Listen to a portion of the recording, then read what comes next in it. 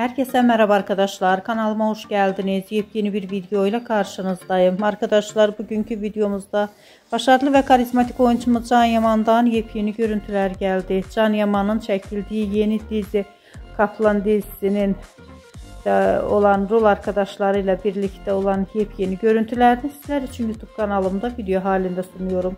Umarım beğenirsiniz. Arkadaşlar videomu beğendiyseniz kanalımı izlemeyi ve bildirimleri açık tutmayı unutmayın. Hoşça kalın.